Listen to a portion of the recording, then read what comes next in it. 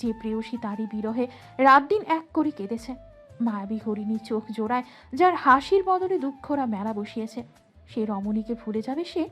কেউ যদি জীবন চেয়ে নিত সে হয়তো খুশি খুশি দিয়ে দিত, কিন্তু তিতলি আহাদের চিৎকার করে কাঁদতে মন চাইল। হঠাৎ পারল কই? পুরুষ মানুষকে তো চোখের জল দেখাতে নেই, এ যেন মোহা পাপ। আহাদ আরেকটি বার চাইবে কি? যদি পাওয়া যায়। গলা ভেজানোর বৃথা চেষ্টা করে নিল একবার। রুক্ষ শুকিয়ে ওঠা ঠোঁট জোড়া ভেজানো খানিকটা, ভাঙা কণ্ঠে বলে উঠল, কি করলে আপনার চোখে যোগ্য হতে পারবো আঙ্কেল? বলুন না। আমি সব করতে রাজি আছি, তবুও আপনার মেয়েটাকে আমাকে দিয়ে দিন। কথা দিচ্ছি অযত্ন করব না। যদি কথার খেলাপ করি তবে আমায় লাশের উপর নিয়ে মেয়ে নিয়ে চলে আসবেন। বাধা দেব না। আমাকে একটা সুযোগ দিন না আঙ্কেল। বিশ্বাস করুন, আমি সত্যি অসহায় আজ। ও ছাড়া আমি থাকতে পারবো না আঙ্কেল। নির্লজ্জ হচ্ছি তবুও বলতে চাচ্ছি আমি। মেয়েটাকে দিয়ে দিন না প্লিজ। আমি আপনার যোগ্য পাত্র হয়ে দেখাবো। আমি হতভাগ্য হয়ে আপনার মেয়েকে ভালোবাসার মতো দুঃসাহস দেখিয়েছি। আন্টি, আপনি তো তিতলির আম্মু। মেয়ের কষ্টটা একটু বুঝুন। আমার থেকে ওরে কেড়ে নিয়েন না দয়া করে। ভিক্ষা চাইতে এসেছি আমি। আপনার মেয়ের হাত দুটো আমার হাতে দিয়ে দিন আন্টি। আমি সারা জীবন কৃতজ্ঞ থাকব। আহাদের ছল ছল চোখ জোড়ায় আকুতি মিনতি। তিতলি এবার গগন ফাটিয়ে জোরে জোরে কেঁদে উঠল। তিতলির কান্নার বেগ বাড়ল, নিজের বাবার পায়ে ধরে বলে উঠল এবার, আমি আহাদকে ভালোবাসি বাবা, দয়া করো একটু। আমি ওকে ছাড়া বাঁচব না বাবা। আমি অন্য কাউকে বিয়ে করলে মরে যাব। মা, ও মা, বাবাকে বোঝাও না। আমি অন্য কাউকে বিয়ে করতে পারবো না। আমি পালাতে চাইনি বাবা কোনো দিন, বিশ্বাস করো। আমি যদি ভুল করে থাকি আমাকে ক্ষমা করে দাও বাবা, তবু ওর সাথে যেতে দাও। তারা, তুই আমার বোন না বল? বাবাকে বল আমাকে যেতে দিতে। ওমায়ের ভাইয়া, আরুষ ভাইয়া, বাবাকে বোঝাও না। আমি শুধু আহাদের বউ হতে চাই, অন্য কারো না। বাবা, ও বাবা, আমি মরে যাব বাবা। আমার টাকা পয়সা কিচ্ছু চাই না। আমি শুধুমাত্র আহাদের সাথে ভালো থাকবো। আমার সুখটুকু কেড়ে নিও না তোমরা। আমাকে যেতে দাও, যেতে দাও। তুহিন বোনকে টেনে তুলে বুকে জড়িয়ে নিল। উমায়ের আরুষ করুণ চোখে তাকিয়ে আছে। আহাদের চোখ জোড়া লাল হয়ে এসেছে, চোখ দিয়ে পানি নয় হয়তো লাল কোনো তরল পদার্থ বেরিয়ে আসার অপেক্ষা। তুহিন বোনের মাথায় হাত বুলিয়ে বলল, তুই যা, এদের আমি দেখে নেব। কে বাবা কে মা। এরা স্বার্থপর, নিজেদের কথা ছাড়া কিচ্ছুই বোঝে না। আমার কথা শোন, আদের সাথে চলে যা, ভালো থাকবি। তারা রেগে বলল, ভাইয়া, তুমি আমাদের পরিবারের বিষয়ে নাক গলাবে না।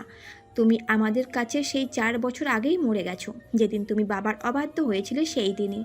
তুমি নিজে তো বাবার সম্মানের কথা চিন্তা করোনি। নিজের পছন্দের মানুষের জন্য বাবা মা সবার সাথে সম্পর্ক ছিন্ন করেছিলে তুমি। তবে আজ কেন অধিকারের কথা বলছো? তিতলি আপুও আমাদের বোন। আমরা সিদ্ধান্ত নেব। ওই ছেলেটার কি যোগ্যতা আছে? গৌরবের নখের যোগ্যতা ও তো নয়। বাবা, তুমি সহ্য করছো কেন এইসব? ঘাট ধাক্কা দিয়ে বের করে দাও ছোট লোকটাকে। তোমার মেয়ে বেহায়া হয়ে গেছে কত, দেখো মা। খুব তো বলতে, বড় মেয়ের বড় মেয়ে, বড় মেয়ে এই বড় মেয়ে সেই, দেখো এবার বিয়ের আগের দিন প্রেমিকের সাথে ভাগছে তোমার মেয়ে। এমন মেয়ে মেরে ফেললে না কেন আগে? তুহিন রেগে বলল, তুই মুখটা বন্ধ রাখ, ছোট ছোটর মতন থাক। কিসের তোর বোন?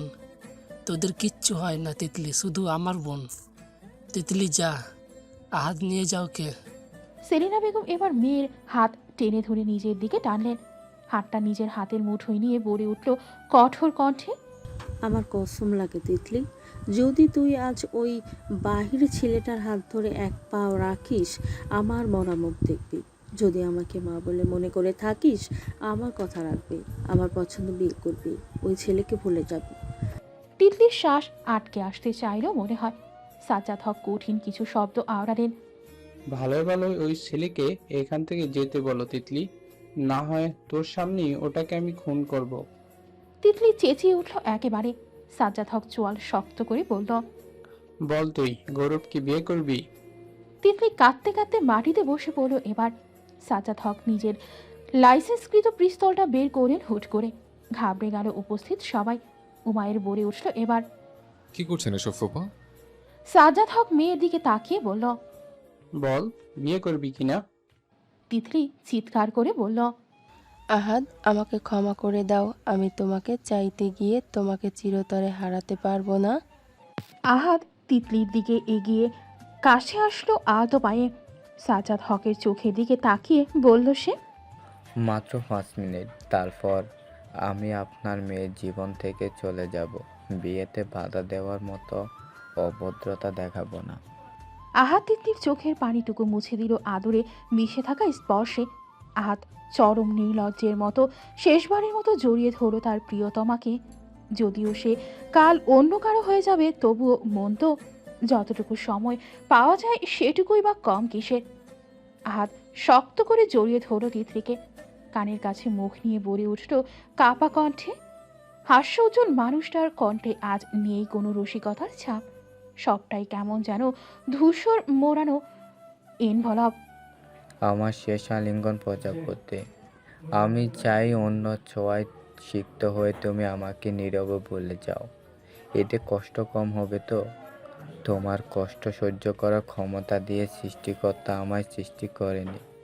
তাই আমি চাই না তুমি আমাকে মনে রেখে কষ্ট পাও আজীবন। আহাদের কণ্ঠটা ভীষণ নির্জীব শোনালো। আমাদের পথ চলা এইটুকুই ছিল মেয়ে। এই বাউক তুলে আমিটাকে ভুলে যেও তুমি। আমি তোমার প্রতি রাগ করিনি, ঘৃণা পোষণ করব না। মরে গেলেও সে ভয় কাঁদবে না রোজ। পৃথিবীটা গোল, যদি কখনো ভুল ক্রমে দেখা হয়ে যায় কোনো সন্ধ্যায়, আমি যেন তোমার ঠোঁটের কোণে এক চিলতে হাসি দেখতে পাই। এটাই আমার অনুরোধ, যদিও জোর করার অধিকারটুকু নেই আমার। ফুপিয়ে উঠল তিতলি। মনে হচ্ছে তার কলিজা বরাবর আঘাত হানছে এই ছেলেটার নিষ্ঠুর ভুঁড়িগুলো। শোনো, আমায় ভুলে যেও প্লিজ। তবে চিন্তা করো না, আমি তোমায় কখনো ছলনাময় কিংবা বিশ্বাসঘাতক বলে আখ্যায়িত করব না। শুধু একটা পাপ করব, তুমি না চাইলেও এই পাপটা আমি অমৃত্যু করব। তোমাকে শেষ নিঃশ্বাস অবধি ভালোবেসে যাব। সময় ফুরিয়ে এসেছে প্রজাপতি। তোমাকে ছেড়ে যেতে আমার মৃত্যু সম কষ্ট হবে জানো।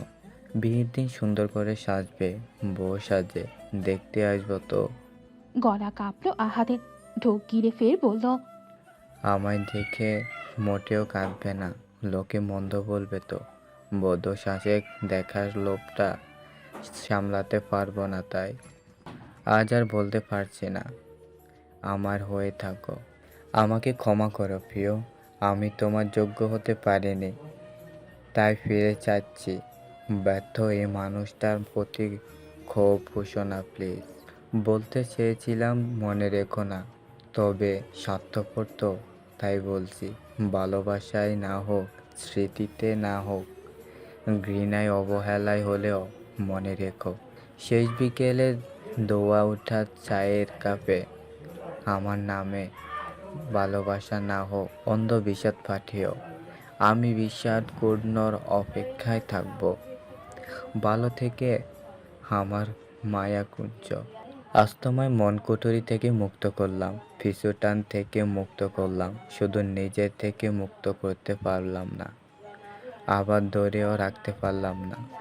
আহাদের চোখ বেয়ে গড়িয়ে পড়ল দুফোঁটা জল। ঝাপসা চোখে তিতলির মুখটা আরেকবার দেখল সে। কপালে গাঢ় এক চুম্বন এঁকে দিয়ে বলল ফিসফিস কণ্ঠে। আমার জীবনের শেষ চুম্বনটি আপনাকে উপহার দিয়ে গেলাম, হোক কন্যা। তিতলি থ মেরে বসে রইল। তার চোখের জল শুকিয়ে গেছে। সে অপলক চেয়ে রইল সামনে ছুটে চলা মানুষটার দিকে। এলোমেলো চুলগুলো দম বন্ধকর বাতাসে উড়ছে। হাতের চুড়িগুলো কয়েকটা খসে পড়েছে অবহেলায়। পায়ের হলুদটুকু সোডিয়ামের আলোতে কেমন চকচক করছে। মেয়েটার ফ্যাকাশে মুখটুকু দেখেও মায়া হলো না তার জন্মদাতার। অনুভূতি শূন্য চোখে শুধু সে তাকিয়ে রইল। সে স্পষ্ট দেখছে তার সুখেরা তাকে ছেড়ে চলে যাচ্ছে আহাদের পিছু পিছু। লোকটা মিলিয়ে গেল কেন? তিতলির চোখ কি আর দেখবে না সে মুখখানি? হাঁসফাঁস করে উঠল ভেতরটা। বলে উঠল কেমন অদ্ভুত সুরে। পিপাসা লেগেছে আমার, কেউ একটু পানি দিবে নাকি? আমি কি মরে যাচ্ছি ভাইয়া? এমন কেন লাগছে? দরজায় ঠেস দিয়ে দাঁড়িয়ে থাকা চার জোড়া চোখ ভিজেছে সে কখন। তারাও তো বুঝি তিতলির দুঃখে আজ কেঁদেছে খুব করে। কেউ একজন কেঁদেছে ওই হতভাগ্য পুরুষটার জন্য, কারণ সেও তো জানে না পাওয়ার যন্ত্রণা ঠিক কতটা। তবে সে হয়তো জানে না পেয়ে হারানোর বেদনা কতটা ভয়াবহ। সুপ্রভা কাপা হাতে সায়ন্তীর কাঁধ চেপে ধরে ধীর কণ্ঠে বলল, এখান থেকে চল না বনু, শ্বাস নিতে কষ্ট হচ্ছে আমার। মিঠির চোখ জোড়াও অসম্ভব লাল। আলিশা এখনো কাঁদছে। মেয়েটা এমনিতেই নরম প্রকৃতির। যেখানে কাঠখোট্টা সায়ন্তীর চোখে পানি শোভা পেয়েছে সেখানে আলিশা কাঁদবে না? তিতলি হুট করে আহাদের নাম নিয়ে জোরে চিৎকার দিয়ে উঠল। বুকে হাত দিয়ে ব্যথা ব্যথা বলতে বলতে জ্ঞান হারালো। তুহিন বোনকে আঁকড়ে নিল দু হাতে, গালে হাত দিয়ে ডাকতে থাকলো, বোন আমার তিতলি, ওঠ না, এই তোরা পানি নিয়ে আয়। তারা বিরক্তি নিয়ে বলল, নাটক করছে, ওইসবে গলো না তুমি বাবা, ঠিক হয়ে যাবে এমনি। মানুষজন হয়তো এতক্ষণে জেনেই গেছে সব। ভাগ্যিস এদিকটাই অন্ধকার। মা যাও তো গিয়ে এদিকটা সামলাও। এটাকে রুমে রাখলেই হবে, রাত দুপুরে অযথা সময় নষ্ট। তুহিন উঠে রেগে এক চর বসিয়ে দিল তারার গানে। তারা চেঁচিয়ে উঠে বলল, ভাইয়া। তুহিন ধমকের সুরে বলল, চুপ, একদম চুপ, তুই বোন নামের কলঙ্ক। নিজের বাবা মায়ের দিকে তাকিয়ে বলল, আর তোমরা বাবা মা হওয়ার যোগ্যই না। তোমাদের মতন বাপ মা আমার শত্রুরও না হোক, শুধু একমাত্র বোনের বিয়ে দেখে এসেছিলাম। ভেবেছিলাম তোমরা কিছুটা হলেও পরিবর্তন হয়েছ, তবে না, আমার ধারণা সম্পূর্ণ ভুল। আমি তো ভুলেই গিয়েছিলাম কুত্তার লেজ কোনোদিনও সোজা হয় না। সাজ্জাদ হক রেগে গিয়ে এক ধমক দিলেন। তুহিন দ্বিগুণ চেঁচিয়ে বলে উঠল, চিৎকার করবেন না মিস্টার সাজ্জাদ হক। এখন আমি আপনার টাকায় খাই না, পড়িও না, তাই নিজের আঙুল আর মুখ দুইটাই সামলে রাখুন। বিয়ে দেবেন তো বেশ, বিয়ে দিন। তবে আপনাদের জন্য যদি আমার বোনের গায়ে একটা ফুলের টোকাও লাগে, আপনাদের ছেড়ে কথা বলবো না বলে রাখলাম। তুহিন তিতলিকে নিয়ে ঘরের ভেতর চলে গেল। সাজ্জাদ হক হাত মুষ্টিবদ্ধ করে নিলেন। সেলিনা বেগম রাগে ফুঁসলেন, মেয়েটা এমন একটা কাণ্ড ঘটাতে পারল। বাবা মায়ের থেকে বেশি মূল্যবান তার কাছে একটা বাহিরের ছেলে হয়ে গেল। একটা বার কারো কথা না ভেবে ছেলেটার হাত ধরে পালাচ্ছিল। যদি আর একটু পরে টের পেত তখন? মেয়েটা এসব করবে জানলে আগেই বিয়ে দিয়ে বিদায় করে দিতেন তিনি। সম্মানটা যেতে যেতে বেঁচেছে যেন। না হয় কি জবাব দিতেন তারা শেখ পরিবারকে? হক বাড়ির মেয়ে বিয়ের আগের দিন প্রেমিকের হাত ধরে পালিয়েছে। জানাজানি হলে পাড়া মহল্লায় মুখ দেখাতেন কি করে? আহাদের পেছনে এসেছে দুই বন্ধু। আরুষ লম্বা লম্বা শ্বাস ফেলতে ফেলতে থামলো। উমায়ের বলে উঠল এবার রাগ নিয়ে, তুই তিতলিকে নিয়ে আসলে না কেন? ওর বাপের কাজই তো এমন, সারা জীবনে এসব দেখে এসছে, কেন তুই এমনটা করলি? আহাদ উমায়েরকে জড়িয়ে ধরে এবার হাউমাউ করে বাচ্চাদের মতো কেঁদে দিল। আরুষ থ মেরে গেছে পুরো। উমায়ের আহাদকে জড়িয়ে রাখলো নিজের সাথে। যতই এখন সে রাগ দেখাক, সে নিজেও জানে আহাদের স্বার্থ থাকলে সে তার তিতলিকে রেখে কখনো আসতো না।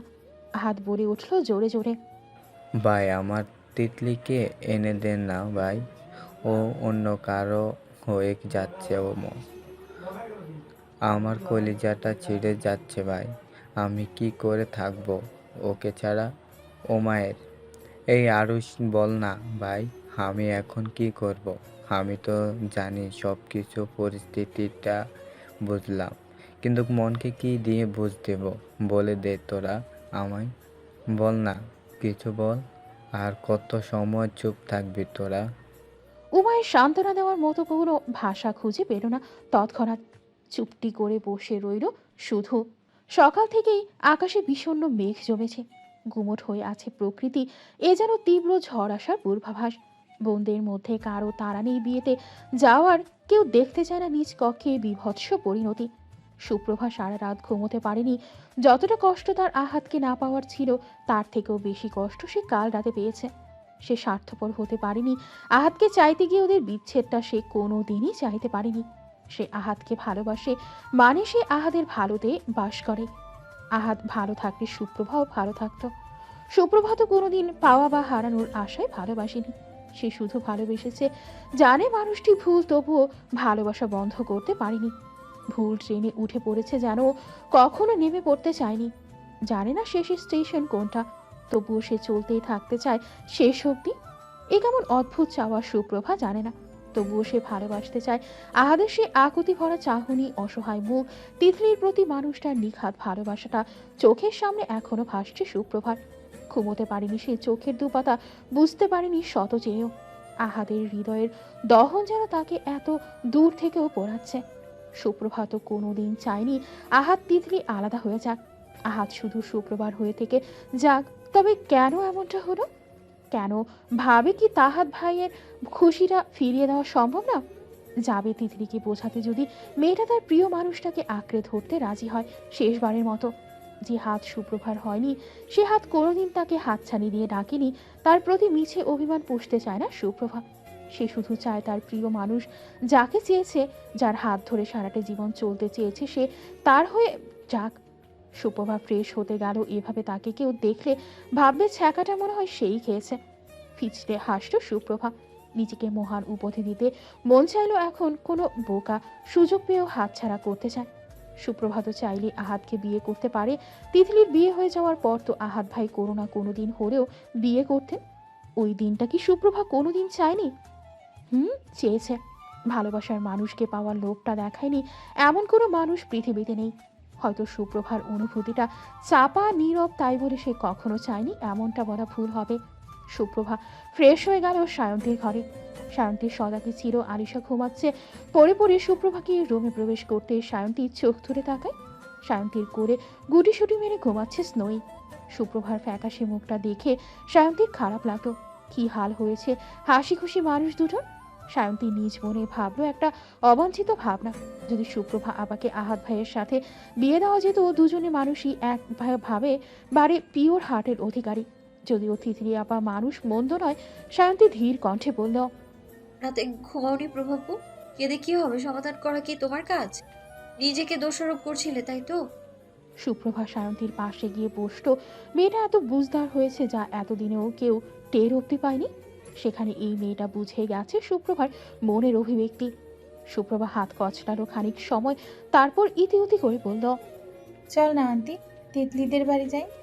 সায়ন্তী স্নোইয়ের পিঠে হাত বোলাতে বোলাতে বলল, লাভ হবে কিছু? ফুপি জানতে পারলে তো কুরুক্ষেত্র বাঁধাবে। আর তারা তো আছেই। সুপ্রভা সায়ন্তীর হাত ধরে বলল, মায়েরা সবাই ও বাড়িতে আছে। সকালে তো ওখানেই খেতে হবে। চল সেই বাহানায় গিয়ে কথা বলি ওর সাথে, যদি বোঝে একটু বোকাটা। সায়ন্তী একটু হেসে বলল, তোমার দেখছি ভীষণ তাড়া আপা, চান্স দিতে পারো কিন্তু চাইলে। সুপ্রভা ফোঁস করে একটা শ্বাস ছেড়ে বলল, তুইও জানিস এটা কোনো কালেই সম্ভব না। আর না, আমি চাই। সায়ন্তী উত্তর দিল না। আলিশার চুল টেনে ধরল, ডাকতে ডাকতে বারবার। উঠ, তোর ঘুম আমার সহ্য হচ্ছে না। আর কত ঘুমাবি রে? উঠ ফকিন্নি। আলিশা চোখ বন্ধ করে সায়ন্তীকে দুটো মারল। সুপ্রভা ডেকে উঠল এবার, এই উঠ, ফুপিদের বাড়ি যাব। সবাই কিন্তু চলে গেছে ও বাড়ি, পরে আবার উঠে কান্নাকাটি জুড়ে দিস না। আমরাও গেলাম। এই চল অন্তি, এটাকে বাসায় একা পেয়ে ভূত টুত এসে তুলে নিয়ে। আলিশা ধরফুরিয়ে উঠল একেবারে। চোখ মুখ ফুলে আছে। গতকাল যে হারে কেঁদেছে এই ছিচকাদুনেটা, ফর্সা ত্বকে এখনো লাল ছোপ রয়ে গেছে। নাকের ডগা গাল লালচে হয়ে ফুলে আছে। সুপ্রভা সায়ন্তী মুখ চাওয়াচাই করে হেসে দিল। আলিশা ভ্রু কুচকে তাকালো। এরই মধ্যে রুমে আসলো মেহনাজ মিঠি। মেহনাজ মিঠি কথা বলছিল কি নিয়ে যেন। সায়ন্তী আর সুপ্রভাকে হাসতে দেখে কথা থামালো।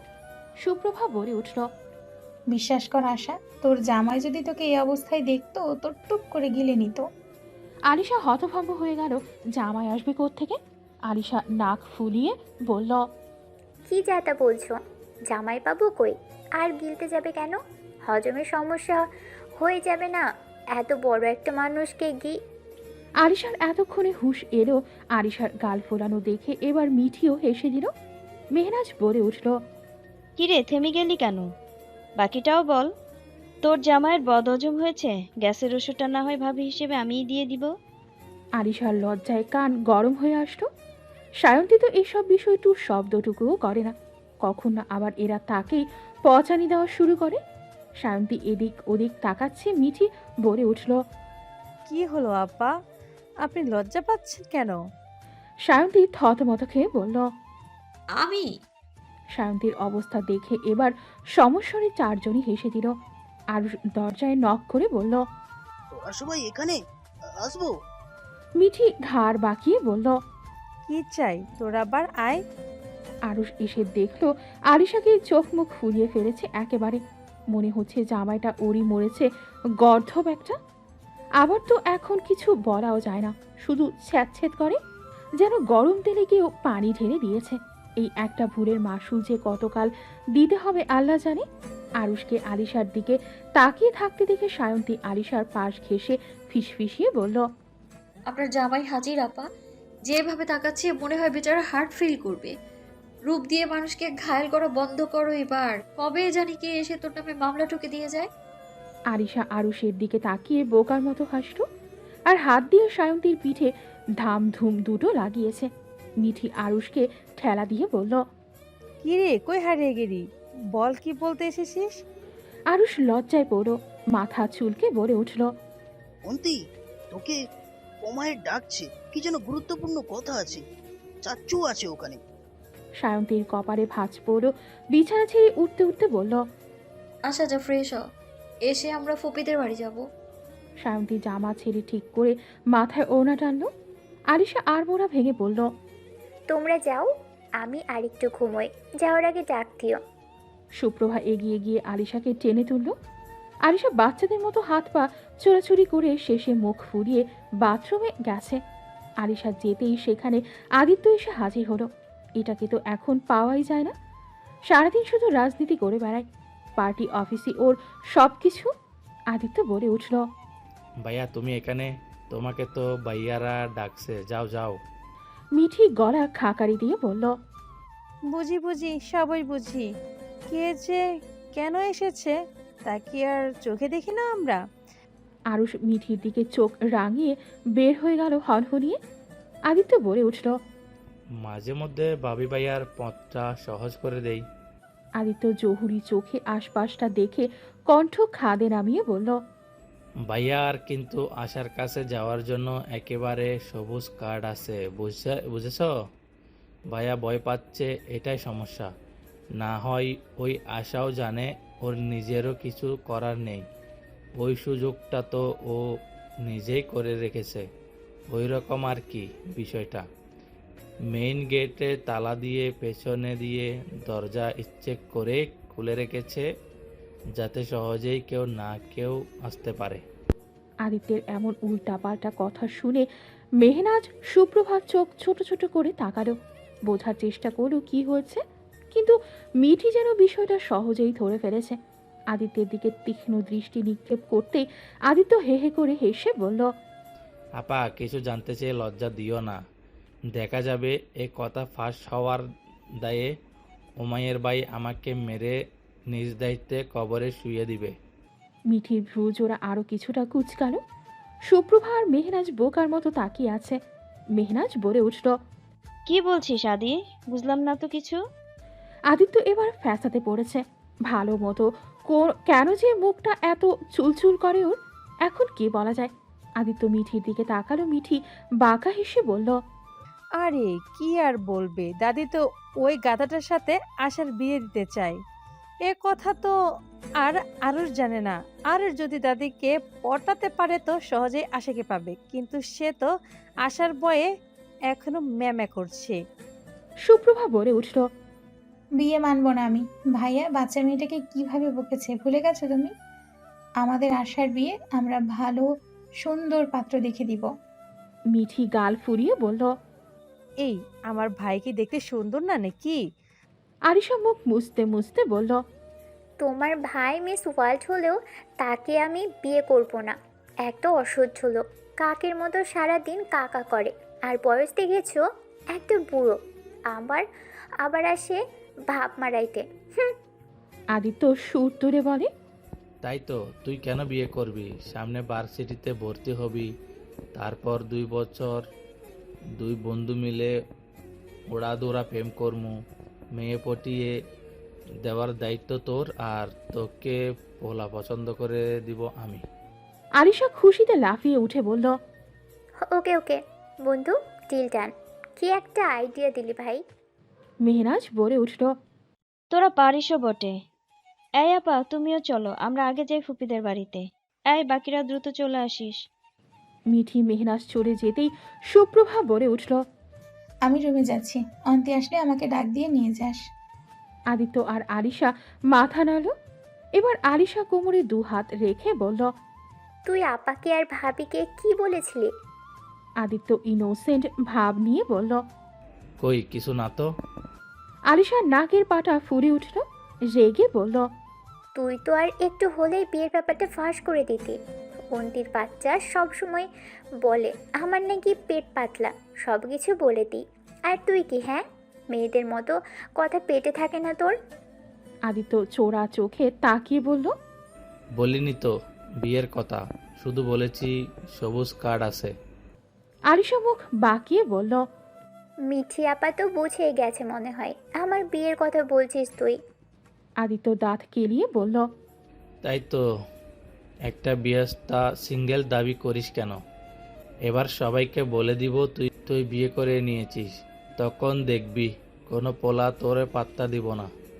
আলিশা তেড়ে আসলো তখনই আরুষ গম্ভীর কণ্ঠে জিজ্ঞেস করে উঠল, কার বিয়ে হয়ে গেছে? আদিত্য না বুঝে বলে দিল। কার আবার? আশার। আলিশা চোখ বড় বড় করে তাকালো। আরুষ চোয়াল শক্ত করে বলল, কি বললি? আদিত্য থতমত খেয়ে বলল, ওই আসলে আলিশা আদিত্যের দিকে এমন ভাবে তাকালো আজকে আদিত্য শেষ। আরুষ হঠাৎই কেমন রেগে গেল। কি হলো বল? আলিসা, তোর বিয়ে হয়ে গেছে? কবে করেছিস? কাকে করেছিস? আলিশার ঠুকলো ঢোক গিলল।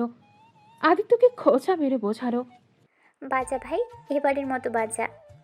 আরুষ এগিয়ে এসেছে অনেকটা। আলিশা ভয় পেছাচ্ছে। আদিত্য কান ধরে সরি সরি বলছে। আলিশার দাঁত কটমট করে তাকাচ্ছে আদিত্যের দিকে। আদিত্য আল্লাহর নাম নিয়ে এক দৌড়ে বেরিয়ে গেছে ঘর থেকে। আলিশার এবার হাত পা ছড়িয়ে কাঁদতে মন চাইছে। বাঘের মুখে রেখে পালিয়ে গেছে শয়তানটা। এর মতো বন্ধু পেলে শত্রুর অভাব পড়বে না। আলিশা ঠোঁট ভিজিয়ে বলল, ভাইয়া। আরুষ রেগে মেগে বলল, জন্মের পর থেকে তো তা কোনোদিনও এত সুন্দর করে ভাইয়া ডাকিসনি, এখন এত শ্রদ্ধা কোথা থেকে আসছে? আলিশা মনে মনে ভয় পেলেও এবার আর এ লোকের সামনে নিজেকে ভীতু প্রমাণ করতে চায় না। রাগ দেখিয়ে বলল, দেখুন, একদম গায়ে পড়ে কথা বলতে আসবেন না। আমি বিয়ে করেছি নাকি করিনি তা আপনাকে বলতে যাব কেন? আর আপনি আমার বড় মামার 2 মাত্র ছেলে আর একটা বুড়ো লোক। আপনার বয়সী তো আমার অনেক আঙ্কেল ট্যাঙ্কেলও আছে, কিন্তু মামার ছেলেকে তো আর চাচা ডাকা যায় না, তাই ভাইয়া ডাকছি। আরুষ ভয়াবহ রেগে গেল এবার। মৃদু চেঁচিয়ে ধমকের সুরে বলল, কি বললি তুই? আমি আঙ্কেলের মতো? হ্যাঁ? আলিশা যতই বলুক ভয় পাবে না, কিন্তু ঠিকই এক ধমকে কাবাকাপির মতো অবস্থা হয়েছে তার। তারপরও মেয়েটা তেজ দেখাচ্ছে। হ্যাঁ, আঙ্কেলই তো।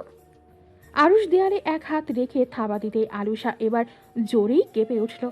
আলিশার চুনোপুঠির মতো দেহটা মনে হয় একেবারে চাপা পড়ে গেছে আরুষের সামনে। আলিশা চোখ ছোট ছোট করে তাকালো একবার। আরুষ আলিশার থেকে কম হলেও 1 ফুট বেশি লম্বা। নিজেকে আরুষের সামনে একেবারে পিঁপড়ে মনে হচ্ছে আলিশার। মনে হচ্ছে দোয়াও করে নিল, আল্লাহ, এবারের মতো বাঁচিয়ে নাও, জীবনে আর এর সাথে লাগতে যাব না। এই, এবার বল। শুনুন চুপ বেয়াদব! জামাইয়ের বয়সী একটা ছেলেকে ভাইয়া ডাকতে তো লজ্জা করছে না? আলিশা আকস্মিক ভাবে বলে উঠল। অ্যাঁ? আরুষ আলিশার কপালে টোকা দিয়ে বলল, বুদ্ধু। আলিশা নিজেকে স্বাভাবিক করে বলল, শুনুন সামনে থেকে, কেউ দেখলে পরে খারাপ ভাববে। আরুষ ভ্রু কুচকে বলল, তাই নাকি? তোর এসবের জ্ঞানও আছে দেখছি। কয়েক মাস আগে পর্যন্ত তো ছিল না। কোন ব্র্যান্ডের হরলিক্স খেয়েছিস বলতো? এত তাড়াতাড়ি বুদ্ধি খুলে গেছে তোর? আলিসা বিরক্তি নিয়ে তাকালো। আরুষ ঠোঁটের কোণে তীক্ষ্ণ হাসিটা বোঝাই রেখে বলল, বিয়ে নিয়ে কি কথা বলছিলি বলে দিলেই যেতে দিব? হ্যাঁ। আলিশা বানিয়ে বানিয়ে মিথ্যা বহুত কম বলতে পারে, তবে আজকে বাঁচতে চাইলে বলতে হবে। ওই আম্মু বলেছে মেডিকেলে চান্স না হলে বিয়ে দিয়ে দিবে। আর আমি তো পড়াশোনা তেমন করি না, চান্স হবে না কোনো কালেই। তাই আদিত্য আমাকে এখন থেকেই বিবাহিত বলে বলে মজা নিচ্ছিল। আর আমি ওকে বলেছি পড়াশোনা করার থেকে ভালো বিয়ে করা। পরে জামাই সব টাকা দিয়ে ঝালমুড়ি কিনে খাবো। হুম। আরিশা বলার সময় দাঁত দিয়ে আঙুলের মাথা কামড়ে ধরেছে নিজের। ভয়ে হাত পা কাঁপছে, মিথ্যা বলে ধরা খেলে আর রক্ষা নেই। আরুষকে এমনভাবে তাকিয়ে থাকতে দেখে আরিশা আরো বোকা বোকা হাসল। আরুষ কপারে ভাঁজ ফেলে বলল, সত্যি? আরিশা জোরে জোরে ওপর নিচ মাথা নাড়ল। আরুষ এবার পকেটে দু হাত গুজে দিয়ে টান টান হয়ে দাঁড়িয়ে বলল, বিয়ে করবি আমায়? আরিশার চোয়াল শক্ত হয়ে আসলো। হঠাৎ কাট কাট কণ্ঠে বলল, না। আরুষের মুখটায় গাম্ভীর্যের ভাব ফুটে উঠল তৎক্ষণাৎ। কেন, কি সমস্যা? আমাকে পাগল বানানোর সময় মনে ছিল না তোর, হ্যাঁ, যে আমাকে বিয়ে করতে পারবি না? আরিশা মনে হয় আকাশ থেকে পড়েছে, অবাক কণ্ঠে বলল, আমি আপনাকে পাগল করেছি? হ্যাঁ, তুই সব করেছিস। ছোটবেলা থেকে আমার নেওটা হয়েছিস, আমার পিছনে আঠার মতো চিপকে থেকেছিস। কখনো দূরে গিয়েছিস তুই আমার থেকে? তোকে ছাড়া অন্য কোনো মেয়ে দেখার সুযোগই তো ঠিক মতো পাইনি। যখন তখন তোর কথা মনে পড়ে যেত আমার মস্তিষ্ক আমার কিন্তু দখল করে বসেছিলি তুই। যখনই বাড়ি আসতি তখনই জ্বালাতি, আমার সব কিছুতে অধিপত্য জাহির করতি, পায়ে পা দিয়ে সারাদিন ঝগড়া করতি। মানলাম তুই ছোট মানুষ, কম বুঝিস, কিন্তু তুই একটা মেয়ে মানুষ তো নাকি? এই হুটহাট করে কাছে চলে আসতি, যা খুশি তাই করতি। মানছি ভুল আমার, আমি একটা ভুল করেছি, অনুভূতি চিনতে দেরি করেছি, তাই বলে তুই অস্বীকার করতে পারবি না। তোর আর আমার মাঝে কিছু নেই, হ্যাঁ, কিছু একটা আছে, এটা তোকে মানতে হবে। হ্যাঁ। আরিশা প্রশ্ন করে বসল। আমাদের মাঝে কি এমন আছে? আরুষ থমকাল। আরিশার দিক গভীর দৃষ্টি ফেলে বলল, কিছু নেই বলছিস? হুম। এই প্রমাণ চাই তোর? না, আপনার সাথে ছোটবেলা থেকে বন্ডিং ভালো ছিল, কারণ আম্মুর কাছে আপনি থাকতেন। অন্য কাউকে তো দেখিনি, তাই আপনার সাথেই দুষ্টুমি করতাম। তার জন্য আপনি বিরক্ত হতেন। তা আগে না বুঝলেও এখন খুব ভালো করে বুঝেছি। সব কিছুর জন্য সরি। যদি আমার আচরণে আপনি বিব্রত বোধ করেন তো তার জন্য সরি। আমি জেনে বুঝে কিছু করিনি।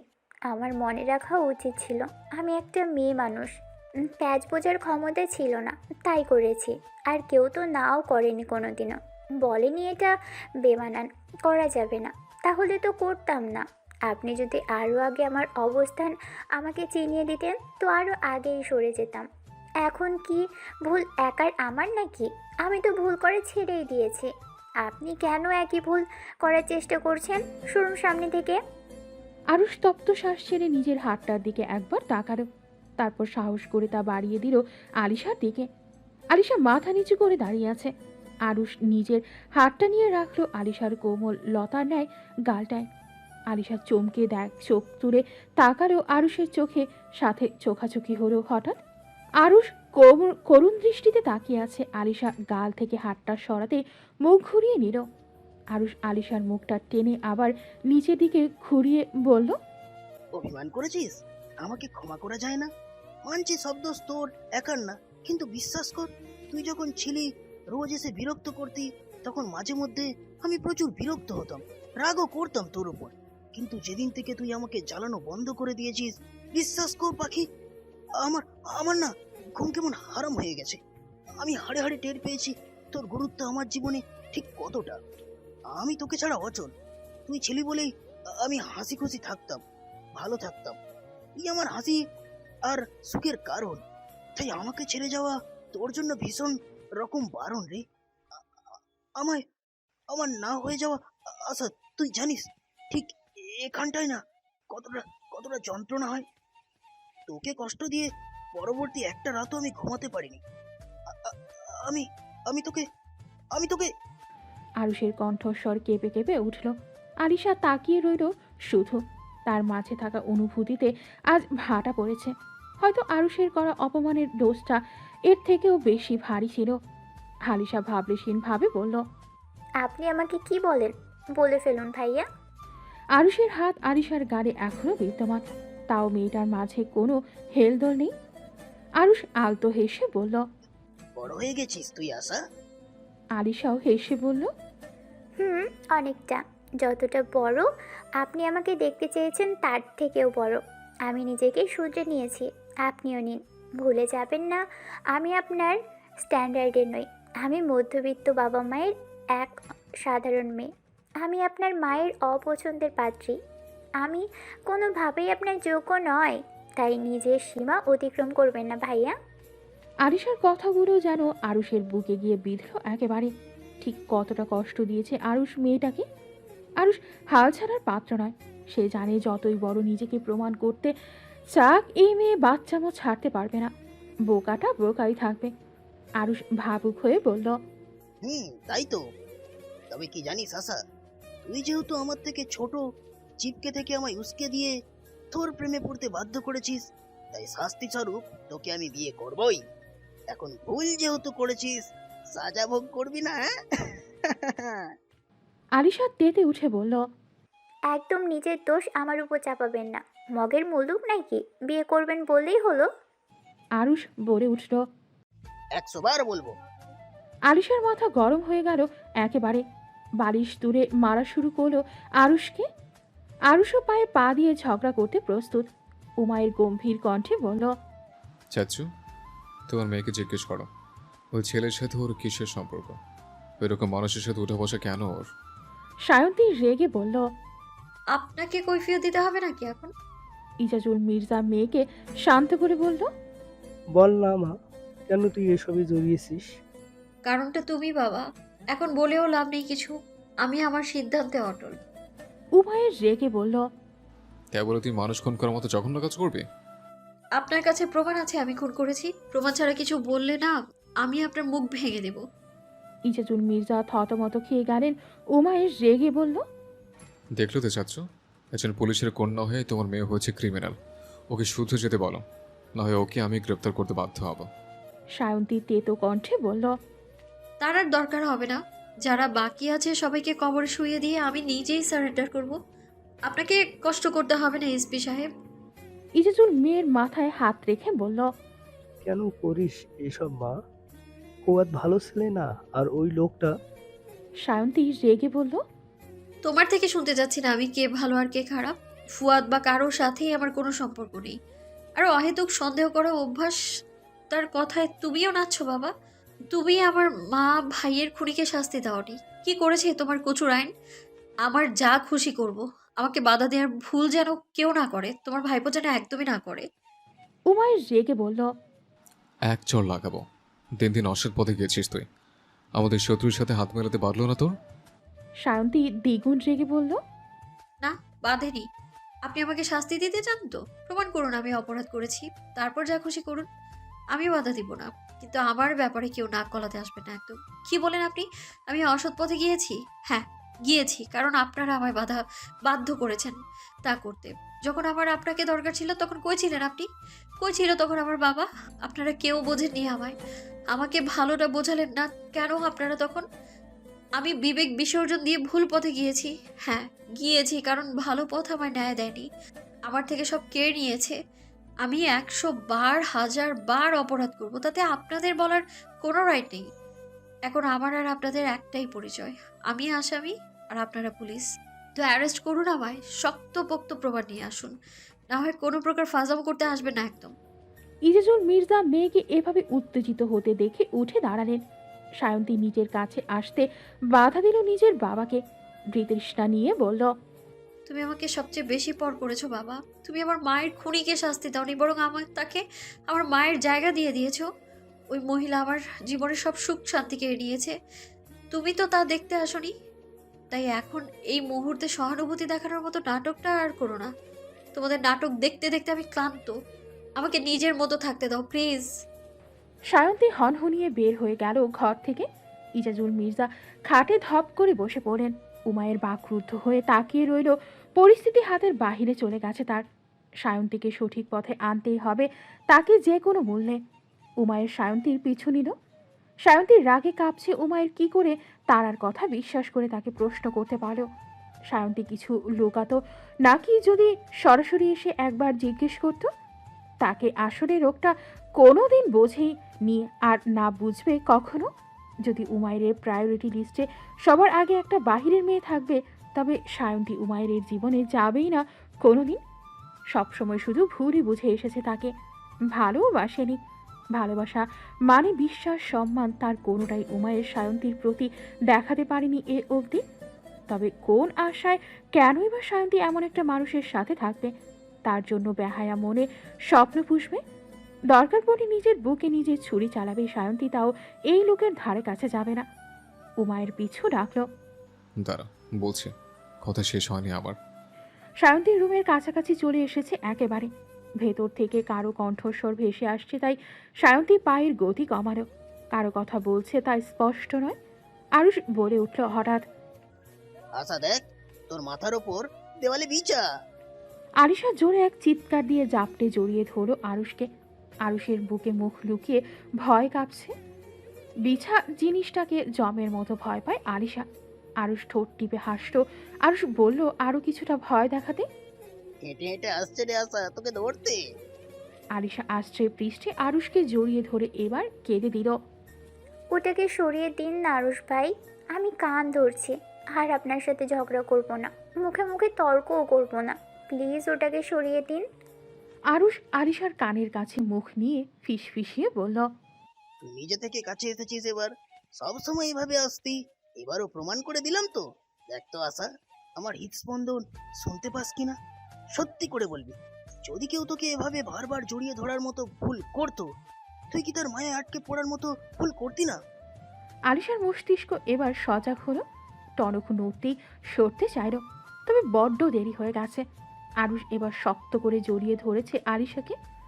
আরিশার অবস্থা নাজেহাল, পাগলা ঘোড়ার মতো ছুটছে হৃদযন্ত্রটা। আরুষ আরিশাকে বুকের সাথে মিশিয়ে নিয়ে বলল, খাঁচাই বন্দি প্রিয় পাখিটাকে মুক্ত করার মতো ভুল বোকারা করে, আমি তো এই ভুল মোটেও করব না, তাই না? আপনি আমাকে বন্দি বানিয়ে রাখতে চান?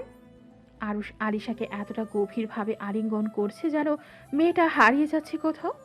আরুষ টেনে টেনে শ্বাস ছেড়ে বলল, যতদিন না পাখিটা পোষ মানছে, ততদিন আটকে রাখা ছাড়া কোনো উপায় নেই।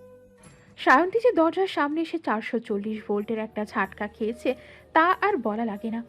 মুখটা আপনা আপনি হা হয়ে গেছে ওর। লজ্জায় হাঁসফাঁস লাগছে এখন আশা আর আরুষ ভাই।